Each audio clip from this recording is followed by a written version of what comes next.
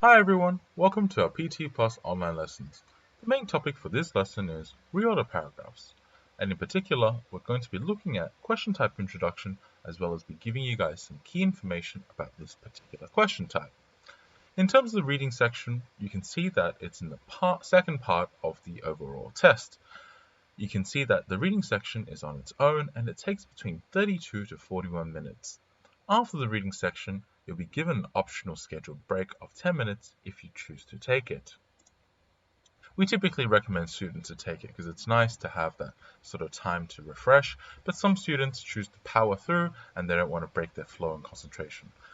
In either case, it's fine to pick whatever you're more comfortable with. In terms of the reading types and score distribution, let's have a look at reorder paragraphs. You can see here that there are between 3 to 4 marks allocated per question. This is based on how many paragraphs that there are and how many pairs we can make. There are typically between 2 to 3 different questions for reorder paragraphs, with 2 minutes to 2.5 minutes allocated per question that we recommend based on how long the paragraph is. In terms of total marks, you can see it's around 11 marks in total, and it contributes only to the reading section of the test, so it doesn't go to any other sections of the exam. In importance, we give it 2 stars. It's something that we need to focus on, but it's perhaps not as important as fill in the blanks and reading and writing fill in the blanks. So let's have a look at the order and timing. In the first part, we've got speaking and writing, and then we move on to reading, which is the part we're on now. In terms of reading, at the height, we've got fill in the blanks and fill in the blanks, and then afterwards we've got multiple choice questions and we've got reorder paragraphs, with the least important question type being multiple question with single choices.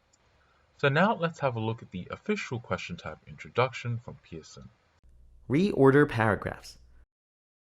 For this item type, you need to restore the original order of the text by selecting text boxes and dragging them across the screen. Select the text boxes. Drag them across the screen and use the arrows to reorder them.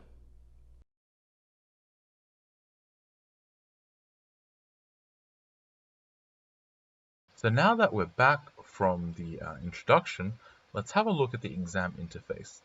So we've got our instructions at the top here. The text boxes in the left panel have been placed in a random order. Restore the original order by dragging the text boxes from the left panel to the right panel. So we've got here the unordered options. Sometimes they can be in the correct order, sometimes they can be in the correct pair as well, but usually they're not, so then it's up to us to use the arrows to put them from the left to the right and put them in the correct order. So once you've highlighted or selected something, use the arrows to navigate between and make sure everything is in the correct order here in your answer section. In terms of scoring criteria, it's actually quite simple here. You get 1 mark for each pair of correct adjacent text boxes.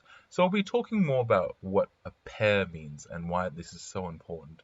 It's not about putting it in the right order, it's about putting it in the right pair. And sometimes that does mean it's in the right order, but sometimes it doesn't. So this does get a little bit tricky for some students, and we'll be looking at it in the later videos. In terms of reading cross-module contributions and score expectations, we know that reading only accounts for 50% of the reading score. The other 50% comes from other modules, mainly 30% from the read aloud question in speaking, 5 to 10% from the listening section in terms of highlighting correct summary, highlighting correct words, and 10% from writing in terms of reading, summarizing written text. So 50% of your score comes from speaking, listening, and writing, but the reading part accounts for 50% of its own. In terms of accuracy requirements, for 79, we're aiming for speaking between 75 to 80%.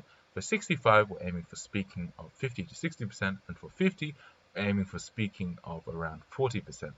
Why do we have speaking as such a huge part of it? Because speaking is worth 30% of your reading score. That's a huge section of it.